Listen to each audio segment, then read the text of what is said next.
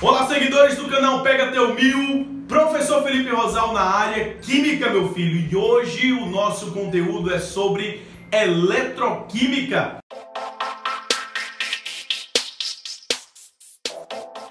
E quando nós falamos em eletroquímica, é necessário você saber que a eletroquímica ela é dividida em duas partes, a parte de pilhas e a parte de eletrólise. O nosso foco hoje é em pilhas, ok? Então perceba, ao longo dos anos, houve uma proliferação gigantesca de aparelhos eletroeletrônicos. Vou citar alguns: Walkman, Discman, Beeps, e hoje a gente já tem uma série de materiais que utilizam-se de fontes de energia para poder funcionar. Naturalmente, o celular que você está assistindo essa aula, com certeza ele precisa de uma fonte de energia para poder fazer com que ele funcione. E quem é que gera essa energia para ele funcionar? São as baterias, que são espécies de pilha que estão organizadas para poder fornecer essa energia para o funcionamento do seu celular. Pois bem, com a evolução desses eletroeletrônicos, foi necessário nós descobrirmos ou nós desenvolvermos cada vez mais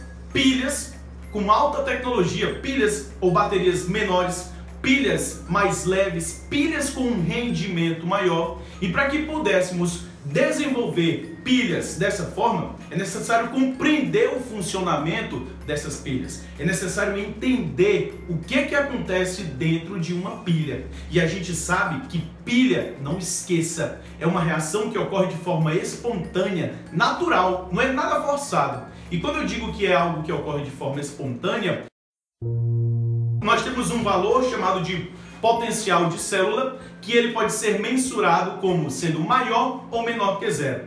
Sendo que toda vez que esse potencial de célula for um valor maior do que zero, a gente considera aquela reação como sendo espontânea. Portanto, a pilha que você está utilizando para poder colocar no controle do seu ar-condicionado, no controle da TV, se você perceber, tem escrito lá 1,5 volts. Aquela voltagem é exatamente a voltagem da pilha. E se você perceber, essa voltagem ela não é negativa, ela é positiva, o que caracteriza a espontaneidade de uma reação envolvida nas pilhas. E quando a gente fala sobre reações envolvidas em pilhas, é necessário retomarmos dois pontos principais: reações de oxidação e reações de redução. Quando eu falo em pilhas, lembre-se, você tem um polo positivo e você tem um polo negativo, onde em cada polo você tem reações individualizadas que outrora vão se combinar para poder montar e organizar as reações químicas de funcionamento dessa pilha.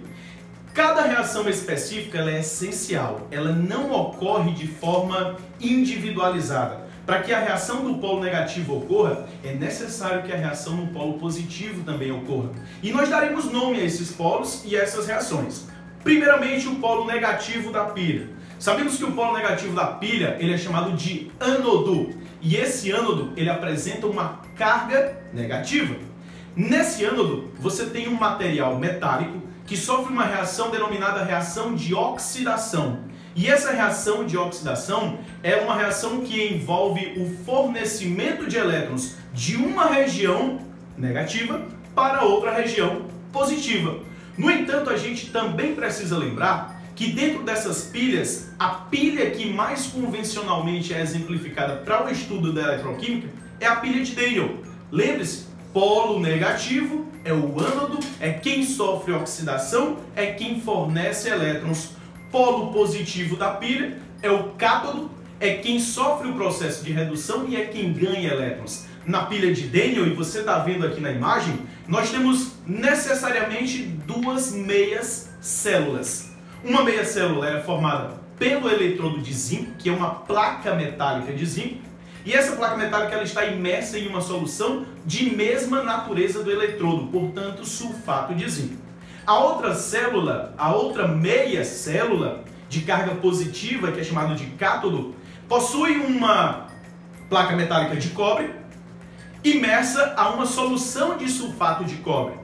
Essas duas placas metálicas, zinco e cobre, estão interligadas por um fio externo, por um circuito externo. Essas duas meias células encontram-se interligadas por uma ponte salina, cuja ponte salina tem principal função manter o equilíbrio de cargas entre as duas meias células.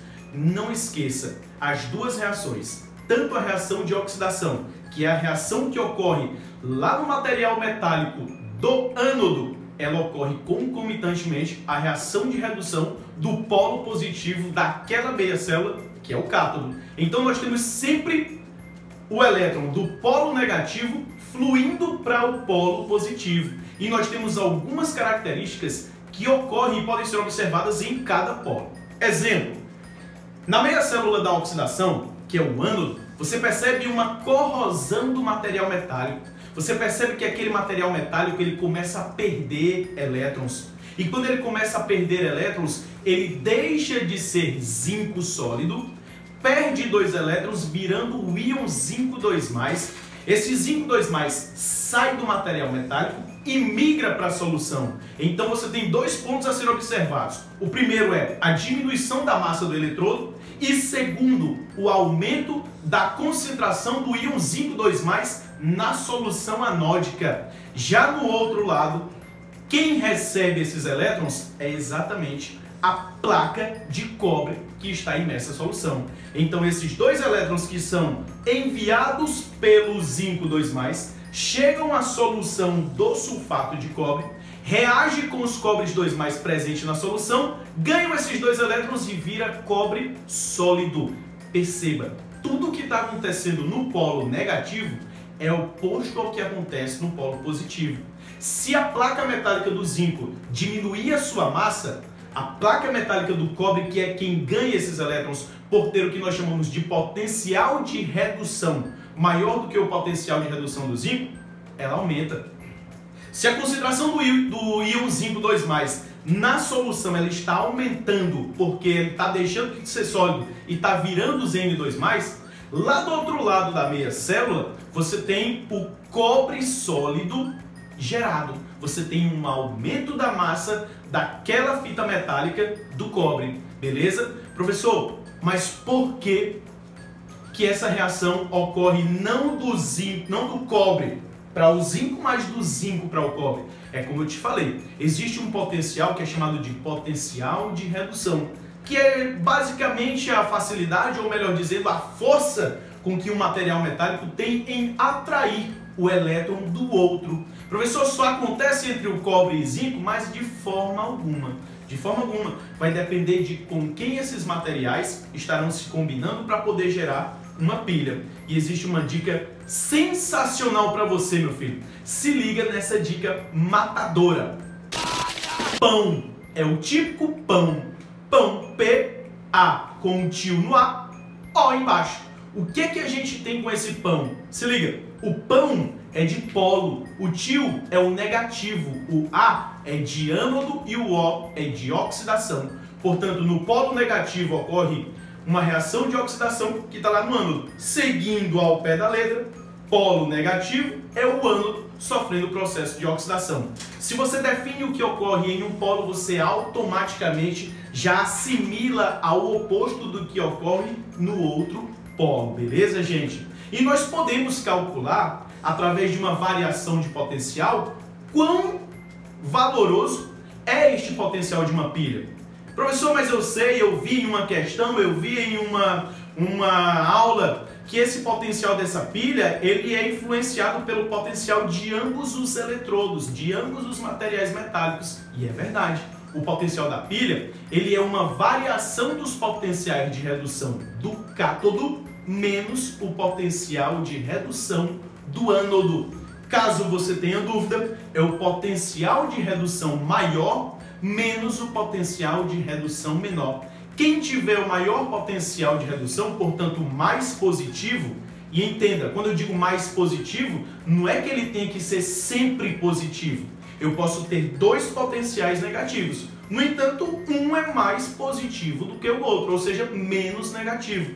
Então, aquele que apresenta um potencial mais positivo, ele tende a puxar os elétrons do material com quem ele se combina, beleza? Então, essa variação de potenciais gera aquele valor que você encontra na sua pilhazinha comercial, aquele 1,5 eletrovolts. Ok, gente? Então, essa é a nossa dica de hoje. Pilhas Próxima aula não perde, cara. Vamos trabalhar sobre eletrólise.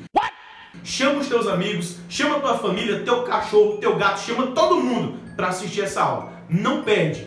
Assiste aí, fica com a gente, não entendeu? Volta 1 milhão de vezes, compartilha nas tuas redes sociais, divulga pra galera, menino, e vem com a gente, pega teu 1000.